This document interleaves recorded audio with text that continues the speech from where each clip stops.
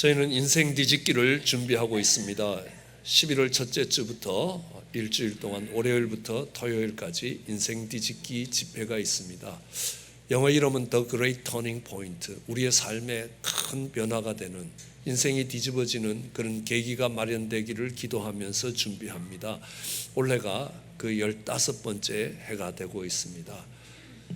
우리는 이 인생 뒤집기를 통하여 많은 사람들이 자기의 인생이 변화되는, 크게 변화되는, 뒤집어지는 계기가 되었다는 간증들을 가지고 있습니다. 많은 사람들의 사연과 삶의 역경들은 달랐지만 이것이 그들의 삶의 변화의 계기가 된 것은 분명합니다. 그러나 이런 변화가 되신 분들에게 공통점이 하나 있습니다. 어떤 공통점이 있느냐 하면 그 변화된 분 뒤에 기도하신 분이 계시다는 사실입니다. 누군가 뒤에서 기도하고 있었기 때문에 하나님께서 그 인생에 역사하시고 그 인생이 뒤집어질 수 있는 계기가 만들어졌다는 사실입니다. 오늘 우리가 이 자리에 있는 것도 기적입니다. 이 자리에서 하나님을 예배하는 것도 기적입니다. 왜냐하면 눈으로 보는 세계 속에서 우리가 눈으로 보고 만질 수 있는 세계가 전부이라고 생각하던 우리들이 영적인 세계에 대해서 눈이 떠진 것입니다. 우리는 배운다고 그 세계에 대한 눈이 열리는 것 아닙니다. 많은 경험을 통해서 열리는 것도 아닙니다. 하나님의 은혜로 그 영적인 눈이 열리고 하나님의 살아계심이 믿어지기 시작하는 것입니다. 그 은혜가 베풀어지는 그 뒤에 누군가 기도했다는 것입니다. 누군가 기도하는 사람이 있었기 때문에 오늘 우리가 이 자리에 올 수 있었습니다. 우리는 소돔과 고모라가 멸망당할 때의 모습들을 잘 알 수 있습니다. 하나님께서 들의 성읍을 엎으실 때에, 멸망시키실 때에 하나님이 그 성읍 속에서 롯을 건지십니다. 그런데 롯을 건지신 이유가 뭐냐 하면 우리 창세기 19장 29절에 보면 하나님이 들의 성읍을 멸하실 때에, 곧 롯이 거하는 성읍을 엎으실 때에 아브라함을 생각하사 롯을 그 엎으시는 중에서 내어보내셨더라. 아브라함이 하나님 앞을 막아섰습니다. 창세기 18장에 보면 내가 소돔과 고모라의 죄악이 꽉 찼기 때문에, 관영했기 때문에 그것을 심판하시겠다고 말씀하시는 그 하나님의 말씀을 들었던 아브라함이 그 하나님 앞을 막아섭니다. 그리고 하나님, 그곳의 의인들을 악인들과 함께 멸망시키려 하십니까? 하면서 몇 번이고 티끌 같은 나라도 용감하게 감히 고하는데 하나님 이렇게 하시면 어떻게 하시겠습니까? 그의 안타까운 마음을 가지고 또 담대하게 하나님 앞에 기도하는 아브라함의 기도가 있었습니다. 하나님께서 그 아브라함의 기도를 들으시고 들의 성읍을 엎으실 때에 그 아브라함을 생각하셔서 롯을 건지셨다라고 오늘 성경이 말하고 있습니다. 아브라함의 기도 때문에 롯은 멸망에서 생명으로, 사망에서 생명으로 옮겨지게 됩니다. 그를 통해서 하나님은 아브라함을 복의 근원이고 축복의 통로고 믿음의 아비라고 이야기하시는 것입니다. 롯은 그 아브라함 때문에 죽을 수밖에 없는 그 자리에서, 멸망당할 수밖에 없는 자리에서 생명의 자리로, 축복의 자리로 옮겨지게 됩니다. 아브라함의 기도로 롯이 건짐을 받는 것뿐만이 아닙니다. 이집트에서 종살이하던 이스라엘 백성들이 그 이집트에서 벗어나 광야길을 지나고 있었습니다. 하나님이 이집트에서 놀랍게 역사하셔서 그 세상에 막강한 권세를 갖고 있는 이집트가 그 200만이 되는 이스라엘 백성들을 내어보냅니다. 하나님의 놀라운 역사였습니다. 그리고 그들은 홍해를 건너서 광야로 나오게 됩니다. 그 광야길을 가면서 수없이 원망하고 불평했지만 하나님께서 그들을 먹이시고 입히시고 마실 물을 공급하셨습니다. 그런데 이스라엘 백성들이 약 한 40일이 지난 50일이 지난 이 시내산에 이르렀을 때 모세는 시내산 꼭대기에서 하나님께 십계명을 받고 있는 동안에 그들은 산 밑에서 금송아지를 만들기 시작합니다. 우상을 만들기 시작합니다.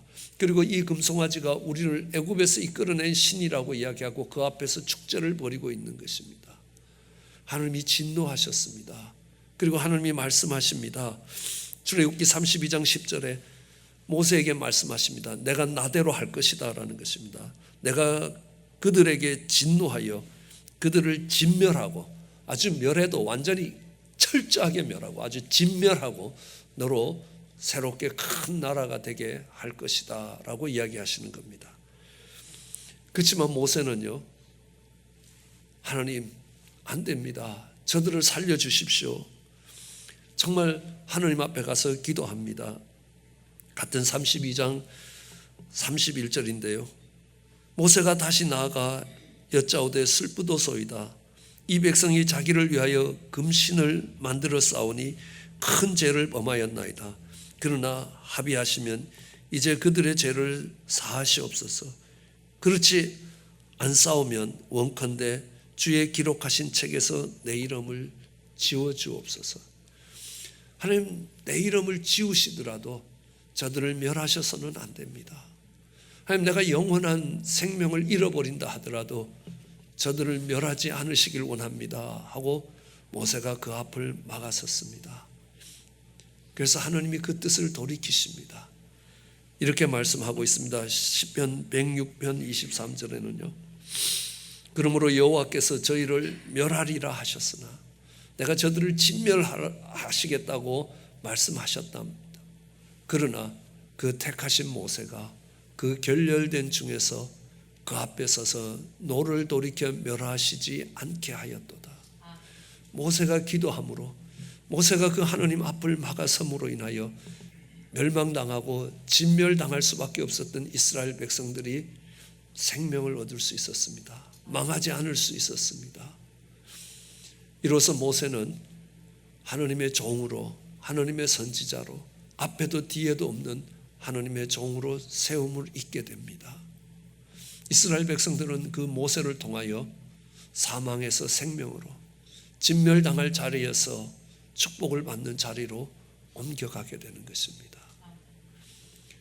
우리는 죄악 가운데 멸망할 수밖에 없는 자리에 놓인 그들에게 있어서 그 하나님 앞을 막아설 수 있는 사람이 있다는 것은 얼마나 큰 축복인지 모릅니다. 그렇게 기도해 줄 수 있는 사람이 있다는 그 인생이 복되다라고 이야기합니다. 오늘 수르보니게 여인을 기억합니다. 딸이 흉악히 귀신 들렸습니다. 그 딸은 스스로 하나님을 찾을 수 없습니다. 스스로 돌이킬 수 없을 만큼 흉악히 귀신 들렸습니다. 그때에 그의 어미가 예수님 앞을 찾아갑니다. 개취급을 당하는 모욕 속에서도 하나님의 긍휼을 구했습니다. 그러자 주님이 이야기합니다. 그 어미의 믿음을 보고 그 딸을 회복시키시는 것입니다. 그 딸에게 있어서 그 어머니가 있었다는 것은 얼마나 큰 축복인지 모릅니다. 자녀들이 죄악으로 멸망당할 수밖에 없는 자리에 섰을 때 부모님이 그 죄악을 막아서면서 하나님의 진노가 하나님의 축복으로 바뀔 수 있도록 기도할 수 있는 부모를 뒀다는 것은 얼마나 자녀들의 큰 축복이 되는지 모릅니다. 그들이 사망의 자리에서 생명의 자리로, 멸망당해야 될 그 자리에서 축복의 자리로 옮아갈 수 있는 것입니다. 오늘 그 대표적인 모습이 바로 베냐민의 앞을 막아서는 유다의 모습을 보게 됩니다. 유다가 원래부터 그랬던 사람은 아니었습니다. 저는 성경 속에서 가장 사악했던 사람이 누구냐라고 이야기하면 두 번 생각도 하지 않고 바로 이 유다와 같은 사람이라고 이야기할 수 있습니다. 그는 야곱의 네 번째 아들로 태어났습니다. 그런데 야곱에게는 네 아내가 있었지만 야곱이 특별히 사랑했던 아내는 라헬이라는 아내를 사랑했습니다. 오늘 우리가 읽은 본문에 봐도 시작할 때 내게 아내가 있었는데 그 아내에게 두 아들이 있었다. 그 한 아들은 나가서 죽었고 지금 한 아들이 남아있는데 이 아들마저도 너희가 내게서 빼앗아 가려고 하느냐 라는 걸 보면 이 야곱에게는 아내들이 있었습니다. 4명의 아내인데 한 아내는 쏘가서 얻은 아내고 나머지는 시기와 질투 때문에 어쩔 수 없이 받아들여야 되는 아내였습니다. 그에게 마음에 있었던 그의 아내는 라헬이었습니다. 라헬의 아들로 태어난 요셉을 이 야곱이 특별히 사랑했습니다. 그를 채색 옷을 입혔다고 이야기합니다. 물감을 들인 옷입니다. 오늘날에는 물감을 들인 옷이 흔합니다. 그러나 이 사람들이 살았던 그 당시에는 옷감에 물감을 들인다는 것 어려운 일이었습니다.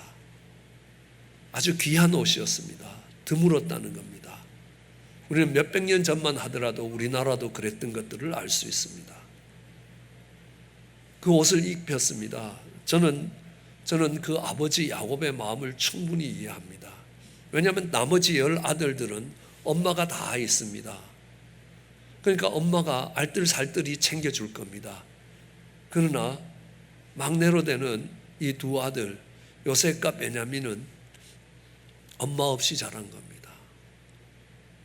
그래도 베냐민은 낳으면서 엄마가 죽었기 때문에 엄마를 본 적이 없습니다. 그러나 요셉은 엄마 속에서 엄마 아래서 어린 시절을 지내다가 엄마가 동생을 해산한 때에 죽었습니다. 상실감도 컸고 아무도 그를 보살피는 자가 없기 때문에 그 아버지가 직접 위로가 되라고 채색옷도 입히고 그랬을 거라는 겁니다. 제가 자녀를 키워도 그렇게 키웠을지 모릅니다. 그런데 형들이 그것을 봐줄 수가 없습니다. 아버지가 특별히 요셉만을 특별 대우하는 것들이 눈꼴 사나웠습니다. 아니 그런데 그 요셉은 특별히 잘난 척을 하기 때문에 더 꼴미웠을 것입니다. 어느 날 꿈을 꾸고 이야기합니다. 12볕단이 있는데 4볕단이 서고 나머지 11볕단이 나한테 다 절하더라는 겁니다. 그것도 참겠는데 그 다음에는 12별과 해와 달이 있는데 4별에 해와 달과 11별이 절을 하더라. 이게 무슨 소리입니까? 엄마 아버지 그리고 11별들이 다 나한테 절을 하더라. 아니 형제들이 그 앞에 절을 하는 건 이해할 수 있다. 부족 국가의 족장이 되면 그래 족장으로서의 이 존경을 표할 수 있지만 엄마 아버지까지 너 앞에 머리를 숙인다. 이런 싸가지 없는 인간이 어디 있냐는 겁니다. 그를 미워했습니다. 그런데 도단성에서 양을 치고 있는 동안에 이 아버지의 심부름으로 요셉이 오는 겁니다. 야 저기 저 꿈꾸는 자 온다. 현실적인 감각이 없고 꿈에 취해 있는 저 인간 잡아서 우물에 쳐넣었습니다. 그런데 마침 그 우물이 빈 우물이었습니다. 살려달라고 애원을 하고 있는 요셉을 보면서 무시했습니다. 그러던 중에 맏형 루벤이 잠깐 자리를 비운 사이에 유다가 얼른 요셉을 꺼내서 종으로 팔아버렸습니다. 왜냐하면요 큰형 루벤은 골탕만 먹이고 한번 식겁을 당하게 하고 그리고 꺼내서 집에 갈 때는 같이 데리고 갈 생각을 하고 있었습니다.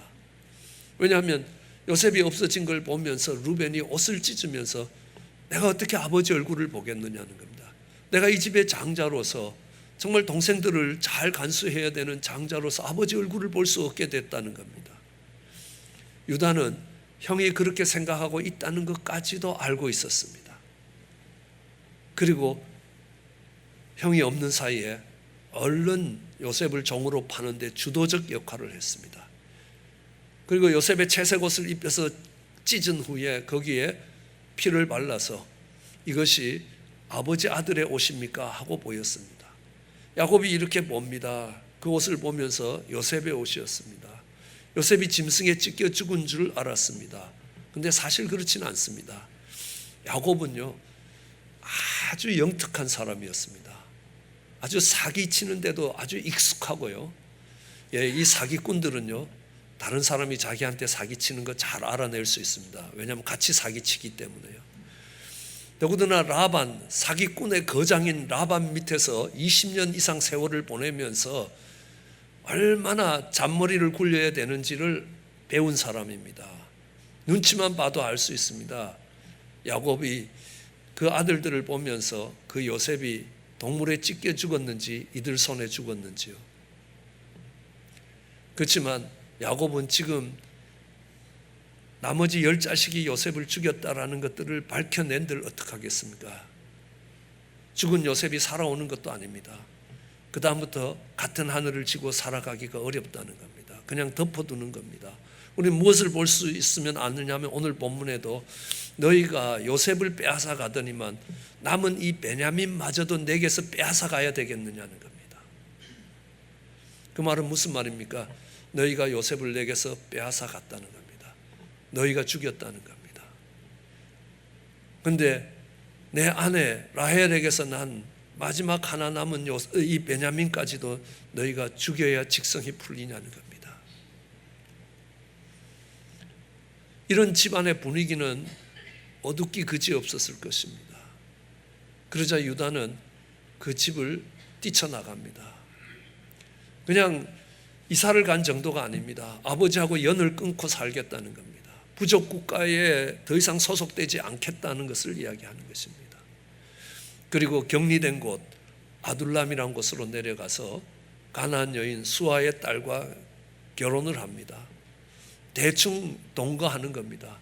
아들을 낳았습니다. 새 아들을 낳았는데요, 첫째 아들이 엘이라는 아들인데 얼마나 악했는지 하느님이 그를 데려가셨습니다. 죽이셨다고 이야기합니다. 근데 둘째 아들입니다. 둘째 아들을 이스라엘에는 계대 결혼이 있습니다. 형이 아들이 없이 죽으면 이 동생이 형수를 취하여 그 형의 가문을 이어줘야 되는 것입니다. 형수를 취해서 낳은 아들은 자기 아들이 아니라 형의 아들로 되어서 그 형의 집안을 이어주게 되어 있습니다. 싫었습니다. 형의 집을 세워주는 게 싫었습니다. 왜냐하면 형의 집을 세워주지 않으면 형의 모든 재산이 내 재산이 되기 때문에 그렇습니다. 하나님이 심히 악하게 보셨습니다. 그래서 그도 데려가셨습니다. 아마 그때 깨달을 수 있을 것입니다. 형제의 집을 세워주지 않는 것이 그 아버지의 마음에 얼마나 악으로 보이는지요. 형제가 연합하여 동거함이 하나님 보시기에 어찌 그리 선한지 하나님이 너무너무 기뻐하시는 일이라면 그 형제가 무너지고 어려워지더라도 전혀 돌아보지 않을 때에 그것이 부모의 마음이 무척 아프다는 것들을 배워가는 겁니다. 이제 그 며느리 다말을 친정으로 보냅니다. 왜냐하면 셋째까지 죽을까 두려웠기 때문입니다. 이때에 유다가 깨달은 게 있습니다. 나는 우리 아버지 문제가 많다고 생각했습니다. 왜냐하면 자식들을 편애했기 때문에, 요셉을 특별히 더 사랑했기 때문에 집안에 갈등을 갖고 왔다는 겁니다. 오늘날로 쉽게 이야기하면 자녀 교육 잘못시킨 아버지라는 겁니다. 아버지가 자녀들을 그렇게 가르치면 안 된다는 겁니다. 누구를 편애하면 그 속에 편이 갈리게 되고 갈등이 오게 되어 있다는 겁니다. 그런 아버지였습니다. 그 아버지 밑에 못 살겠다고 뛰어나왔는데 내가 아버지가 돼 보니까 더 형편없는 겁니다.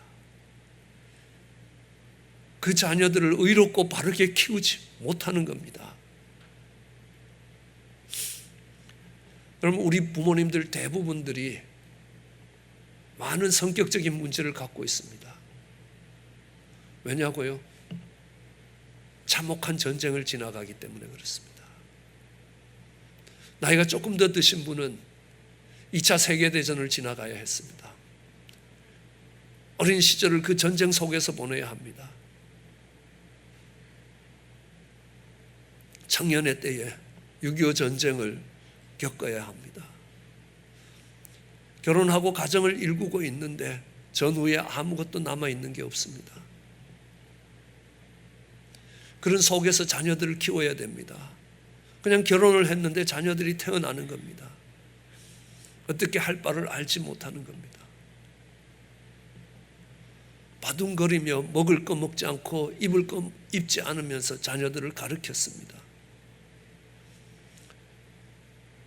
저희 부모님들도 농사를 지으면서 여러 가지 일들을 하시면서 내 딸과 두 아들을 다 공부시켰습니다. 대학원까지 공부시켰습니다.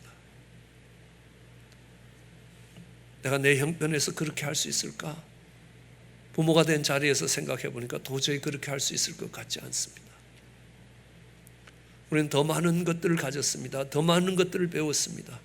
우리는 우리 자녀들을 그렇게 키우지 못한다는 사실입니다. 아비의 자리에 되어 보니까, 아비의 자리에서 보니까 내가 아버지보다 형편없는 인간이라는 것을 깨닫게 되는 겁니다. 그 부모님들이 얼마나 희생하셨고 그 부모님들이 어떤 마음으로 키웠는지 이제 깨닫게 되는 것입니다. 유다는 일어서서 집으로 돌아갑니다. 집으로 돌아왔습니다. 얼마 지나지 않아 아내가 죽었습니다. 근데 어느 날 양털 깎는 날이 다가왔습니다. 양털 깎는 날은 목축업을 하던 이스라엘 백성들에게는 최고의 축제입니다. 양을 잘 키운 것에 대한 대가를 얻는 날이기도 합니다. 그래서 온 동네 사람들을 불러서 먹이기도 하고 입히기도 합니다. 그래서 양털 깎기 위해서 딥나에 갔다가 그는 웬 장녀와 하룻밤을 지내게 됩니다. 그래서 가진 것이 없이 그냥 양털 깎으러 올라갔기 때문에 도장과 지팡이를 맡기고 다음에 다시 만나서 양 한 마리를 주겠다고 약속을 합니다. 그런데 그 장녀를 찾을 수가 없었습니다. 그냥 돌아왔습니다. 그런데 얼마 지나지 않아 소식이 전해옵니다. 그의 며느리 다말이 임신해서 배가 불러온다는 겁니다. 유다는 화가 났습니다. 아마 유다의 집안이 다말의 집보다 강했나 봅니다. 군대를 동원해서 유다를 이 다말을 잡아왔습니다. 그리고 그 다말을 산채로 불에 태워 죽이라고 이야기합니다. 그 다말이 끌려가면서 도장과 지팡이를 내면서 이 아이의 임자가 바로 이 도장과 지팡이의 임자라는 겁니다. 그 도장과 지팡이를 보니까 자기 것이었습니다. 얼마나 당황스럽고 얼마나 충격이었겠습니까? 그때 유다는 이렇게 얘기합니다. 네가 나보다 옳다라는 겁니다. 네가 나보다 의롭다라고 이야기합니다. 왜냐고요? 유다는 잠시 잠깐의 쾌락을 위해서 했고 다말은 대를 잇기 위해서 했다는 것입니다. 내가 생각하기에 저거는 산채로 불에 쳐넣어야 될 것 같은 죄인을 바라보면서요, 뚜껑을 여니까 내가 훨씬 더 비열한 죄인이라는 겁니다. 며느리가 훨씬 더 의로운 자라는 걸 깨닫게 되는 겁니다. 며느리가 아이를 낳았습니다. 베레스와 세라라는 두 쌍둥이를 낳았습니다. 그 쌍둥이를 볼 때마다 유다의 심정이 어떤지 아십니까? 사람들이 와서 제가 누구냐고 물으면 뭐라고 대답하겠습니까? 아들이라고 대답하겠습니까? 자기를 통해서 생명을 얻었기에 아들이기도 합니다. 그러나 며느리가 낳았으니까 손주죠. 아들 같은 손주고 손주 같은 아들이고 쟤 누구냐라고 하면 입이 10개라도 할 말이 없는 겁니다. 그런데요, 그런 손주가 하나만 있어도 불편할 텐데 둘이 돼갖고 왔다 갔다 눈에 띄는 겁니다. 얼마나 눈에 잘 띄겠습니까? 그럴 때마다 내가 얼마나 얼굴 들기 부끄러운 죄인이라는 게 깨달아지는 겁니다. 내가 형제들을 향하여 내 자손들을 향하여 자랑스럽지 못한 아비라는 겁니다. 아주 치욕스러운 죄가 내 앞에, 내 눈앞에서 어른거리는 죄인이라는 걸 깨닫게 되는 겁니다. 그렇게 비열하고 그렇게 악하게 그지없던 이 유다를 향하여 그의 아비 야곱은 이렇게 그를 축복하고 있습니다. 창세기 49장 그 12아들을 축복할 때 유다를 축복하는 모습입니다. 너는 형제들의 찬송이 될 것이라. 형제들이 찬송하게 될 것이라. 형제들의 자랑이 될 것이라라는 겁니다. 우리에게는 이런 형제가 있다고. 유다를 자랑하게 될 것이라. 내 손이 원수의 목을 잡을 것이라는 겁니다. 내 아비의 아들들이 네 앞에 절을 하게 될 것이라. 너는 새끼 사자라는 겁니다. 네가 움킨 걸 찢고 올라갈 것이라는 겁니다. 그리고 수사자 같을 것이고 암사자 같을 것이고 그 앞에 범할 자가 아무도 없을 것이라 라고 이야기합니다. 그리고 홀이 유다를 떠나지 아니하며 치리자의 지팡이가 그 발 사이를 떠나지 아니하리라. 유다에서 이스라엘의 왕들이 나와서 이 왕들이 잡고 있는 것을 홀이라고 이야기합니다. 그 치리자의 지팡이가 유다를 떠나지 않을 것이다. 이스라엘의 대대로 실로가 오기까지, 예수 그리스도가 이 땅에 왕으로 오시기까지 유다의 족속들이 이스라엘의 왕이 될 것이라는 겁니다. 그 뒤에도 포도나무에 나귀를 매게 될 것이라. 여러분, 포도나무는 얼마나 가는 나무인지 모릅니다. 그래서 나귀가 잡아당기면 포도가 뿌리채 뽑힐 텐데요, 포도나무가 얼마나 든든하게 서는지 나귀를 거기에 맬 수 있을 만큼 포도나무가 번성하게 될 것이고, 많은 축복들이 그 뒤에 이어지고 있습니다. 엄청난 물질적 축복도 그 속에 이어지고 있습니다. 그렇게 사악하던 유다가 이렇게 축복받는 족속으로 바뀔 수 있었던 계기가 무엇인가? 그 터닝 포인트가 무엇인가? 아니, 야곱이 다 12형제를 이렇게 축복했냐? 아닙니다. 레위나 시몬을 축복할 때 너는 사람 죽이는 기계다라고 이렇게 이야기하고 한두 마디를 하고 넘어갑니다. 단 지파를 향하여서는 넌 첩경의 독사라라는 겁니다. 그래서 어떤 분들은 아마 한국 사람들이 단군의 조상인 것 같다라고 이야기하기도 합니다. 빨리 첩경의 독사고, 누가 앞에 가는 사람 말탄자가 있으면 뒤에서 물어서라도 떨어뜨린다는 겁니다. 누가 잘 나가는 꼴을 못 보는 이 단이구나, 이렇게 단을 축복했던 야곱입니다. 그런데 유다를 축복할 때는 아주 특별하다라는 걸 알 수 있습니다. 이렇게 바뀔 수 있었던 계기가 있다면 바로 오늘 사건입니다. 그들이 양식을 사러 이집트에 내려갔습니다. 그리고 두 번째 양식을 사러 갈 때는 베냐민을 데리고 가야 되는 조건이 있었습니다. 베냐민을 데리고 갔습니다. 그랬더니만 요셉이 의도적으로 베냐민의 자루 속에 은잔을 두고 그를 체포했습니다. 그전에도 요셉이 몇 가지를 했습니다. 제일 먼저 왔을 때는 그들을 스파이라고, 너들은 스파이다라고 이야기했습니다. 이 땅을 정탐하러 온 거다. 이 땅에 곡식이 있으니까 이제 바깥의 적들이 그 곡식을 빼앗기 위해서 어떻게 공격할까를 찾기 위해서 온 족속들이라는 겁니다. 여러분, 그 시대의 스파이로 취급을 받으면 살아남을 수가 없습니다. 이젠 죽은 겁니다. 감옥으로 끌려갑니다. 이제 죽을 날만 기다려야 됩니다. 죽음의 자리로 끌려가죠. 그때 그 형제들이 뭐라고 이야기합니까? 요셉이 죽음의 자리로 끌려가면서 살려달라고 울부짖을 때에 그 소리를 들었어야 된다는 겁니다. 그랬기 때문에 하나님께서 그 요셉과 똑같이 우리를 다 죽음의 자리로 끌고 가신다는 겁니다. 그 요셉을 그 죽음의 자리로 집어넣은 게 20년 전 사건입니다. 그 죄책감이 사라지지 않는 겁니다. 그리고 두 번째, 다시 곡식을 사러 왔을 때, 첫 번째 왔을 때 그 자루에 돈을 집어넣어서 보냈습니다. 옛날 같으면요, 곡식도 있고 돈도 돌아온 겁니다. 그러면 할렐루야, 하나님이 공짜로 주셨다, 이렇게 될 텐데, 형들이 아닙니다. 하나님이 왜 이런 일을 하셨지? 하면서 그 다음에 올 때 계산이 잘못됐다고 돈을 갖고 옵니다. 요셉이 모르겠습니까? 의도적으로 돈을 돌려준 건데요. 그걸 통해서 형들이 꽤나 정직해졌다. 옛날에는 아버지 양 잡아먹고 오리발 내밀었는데 이제는 정직해진 겁니다. 그리고 형들을 불러서 정말 식사를 대접합니다. 배불리 먹을 만큼 다 형제들을 순서대로 앉혀서 주고 있습니다. 그런데 그 베냐민에게 5배를 줍니다.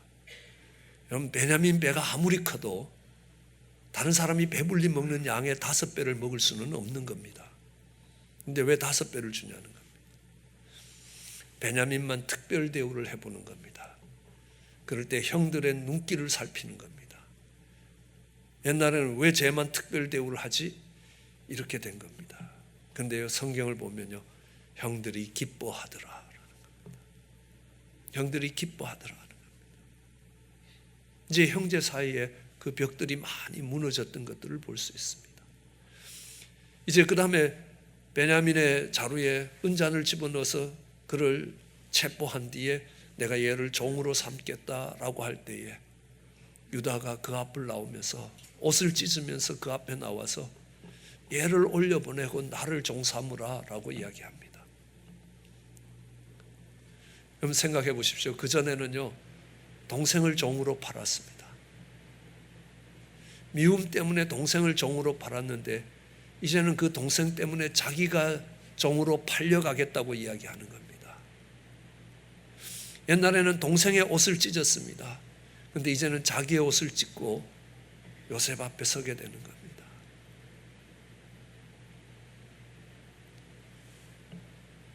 그 유다로 인하여 베냐민이 은혜를 잊게 되는 것입니다. 아니, 유다에게 축복이었습니다. 왜냐고요? 저주받을 인생에서 오늘 한량없는 축복의 자손으로 바뀌어지는 겁니다. 인생이 달라지는 겁니다. 그것만이겠습니까? 후일에 이스라엘의 왕정이 시작됐습니다. 초대 왕으로 사울, 두 번째 왕으로 다윗, 다윗의 아들 솔로몬 이후에 이스라엘이 남북으로 나누어집니다. 남쪽은 유다가 중심이 되었고 북쪽은 에브라임이 중심이 되었습니다. 그 에브라임은 누구냐 하면 요셉의 아들이었습니다. 북쪽의 10지파가 북쪽으로 모였습니다. 남쪽에는 유다 지파 하나만 남았습니다. 그런데 유다 지파와 같이 간 지파가 있습니다. 베냐민 지파입니다. 그럼 이 베냐민 지파는 다른 지파보다 누구보다도 먼저 에브라임 지파를 지원해야 합니다. 왜냐하면 라헬의 두 아들이 요셉과 베냐민이기 때문에 그렇습니다. 그 요셉 지파가 중심이 되어 있는데 거기에 도와도 혈연적으로 가장 가깝고 가장 가깝게 지냈던 이 베냐민이 당연히 에브라임 지파와 함께 북쪽에 있어야 되는데 그 베냐민은 유다와 함께 있는 것입니다. 왜요? 오늘 이 사건이 그 후손들이 세월을 지나가면서 연합되게 되고 그 유다 족속이 가장 위기에 몰렸을 때에 도움의 손길이 베냐민으로부터 왔다는 것들을 우리는 알 수 있습니다. 오늘 유다가 이 베냐민 앞을 막아설 수 있었던 이유가 있다면 베냐민이 정말 괜찮은 형제였기 때문입니까? 아닙니다. 아브라함이 롯의 앞을 막아설 때요, 롯은요 믿음도 없는 사람입니다. 아니, 믿음이 없으면 의리라도 있어야 되는데 의리도 없습니다.